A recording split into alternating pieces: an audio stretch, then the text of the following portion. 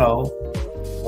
Welcome to Monday Marriage Conversations. I am Thaddeus. This is my wife, Amanda, and we are your hosts for Monday Marriage Conversations. Yeah, so we're excited. We're excited to come to you. We kind of stumble our words a little bit, but we're grateful. We're thankful to be on tonight.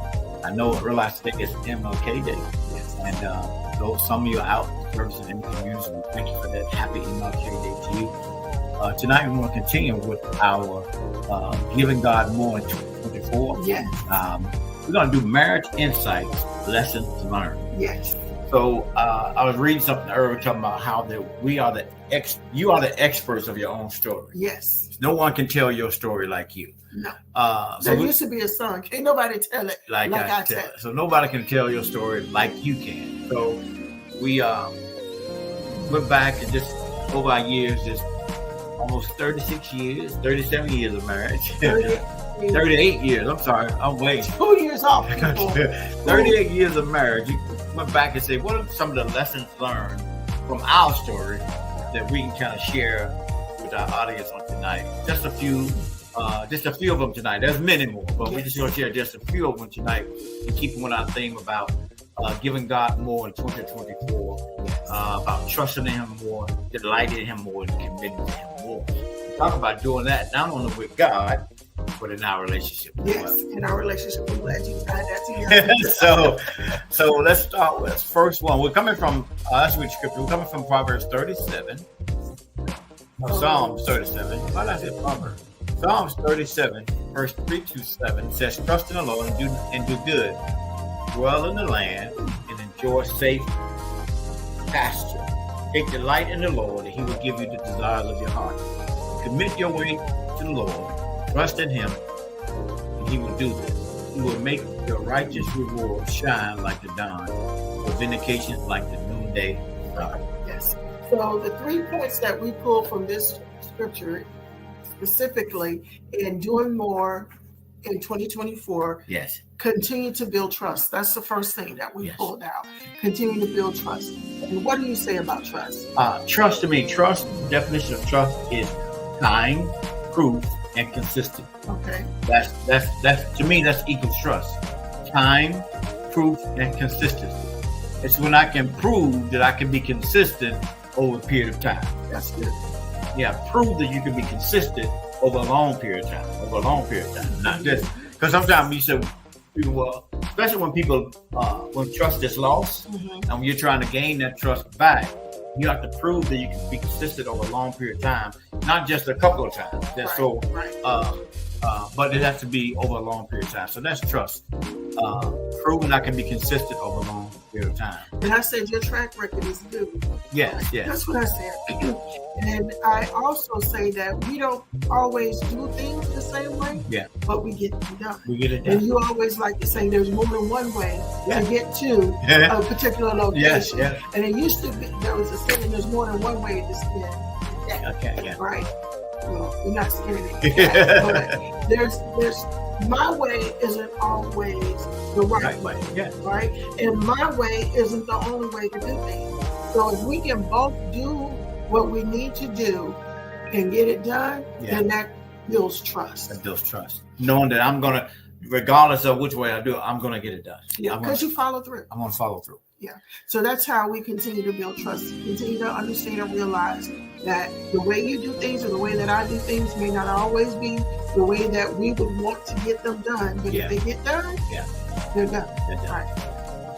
And then the second point? Second point is connection. Connection is important. It's talk about how we delight in each other. When we delight in each other is we make connection. Our ideas about romance sometimes don't align and take time to make memories that last. So when we say we're going on a trip together, just the two of us, that's the two of us, we're going away. I'm thinking, I'm thinking we're going to be, the hotel room, we're going to be lovey-dovey, all hugged up. But her idea may be totally different. She may be going to be resting. She like to go shopping, whatever. So always our ideas always don't align.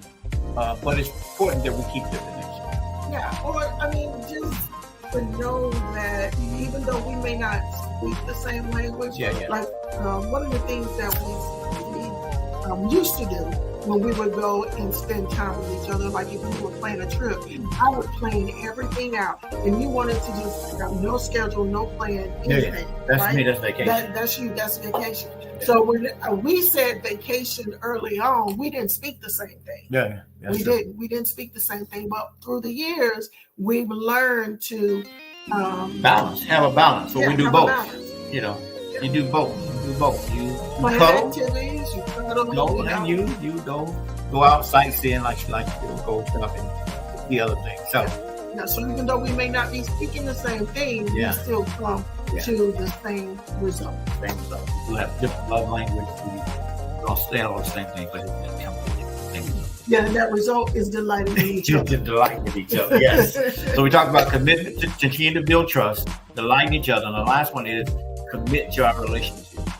Adversity is inevitable. This is what we found over almost 30 years of marriage. Adversity is inevitable, meaning it's going to happen. How you overcome it, it's in your hands. Yes. We don't always. I think we have to remember that it's important that you're gonna have adversity, and there gonna be some times that we call them heated discussion. There gonna be some arguments. Not always be. There gonna be disagreements. Yeah. You're gonna have adversity, but the biggest thing is how are you gonna overcome it? Are you going to have those crucial conversations? Because the biggest thing, the way we used to do it, and the way some couples do it, we avoid it. Right. We avoid the conversation, and that only creates more problems when you avoid it. Yeah. So we found that we have to not avoid those conversations, but we have to be assertive in those times, and be able to be assertive enough and confident enough to go to your significant other and say, "This is what I want out of a relationship. This is how this is making me feel." Not blaming, but saying, "This is how this is making me feel," and to have those crucial conversations, those critical conversations. So you won't get into avoidance, because avoidance is not good.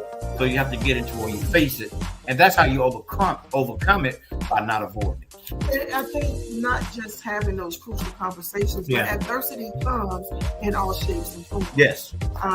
Last year for me was a challenge because I ended up having 3 surgeries. Yes. Right? Yes. Thank God we didn't have any major disagreements. Yeah. But the adversity for us was me not being able to get around like I normally would. Yeah. And you were my chauffeur. Depending on me. Yeah. Be your caretaker. Yeah. That was different. We haven't been down that road before. No. So it was different for us. So we had to overcome it. That was some challenges. Yes. But we had to overcome it. But I had to learn that to let you know, hey, I'm here for you. This is what I need you to do. Let you know ahead of time if I need you to bring me something. Yeah, I'm here for you. This is my job. This is to death do us part, in sickness and in health. All that, I'm here for you. But let me know. Talk to me. Let me know what you need so I can take care of it. Yeah. That's committing to our relationship. Whereas adversity isn't just conflict and conflict resolution. It's working through those challenges that you may have. Whether it's a health challenge, whether it's a financial challenge, whether it's an emotional challenge, that we may be going through. Because the holidays sometimes can be a little tough for you. Yes. Right? Yeah. And so I have to be cognizant of knowing when that cognizant or recognizing when those moments are a challenge for you. Yeah. Right. So even in the midst of that, we may not always see things the same way. Yeah. Right. But we're connected to one another. As you said, maintaining that connection is important, right? Yeah. And because we're connected to each other, then we can kind of read the signals. That's what I'm trying to do. And in those moments, I have to be honest with you. I have to say if this is, but you can't read my mind. No. We can't read. We'll learn that too. You can't read each other's mind. No. So you can't read my mind. I need to speak up and be honest. Hey, this is tough. Yeah. So in essence, if I come and ask you, how are you doing?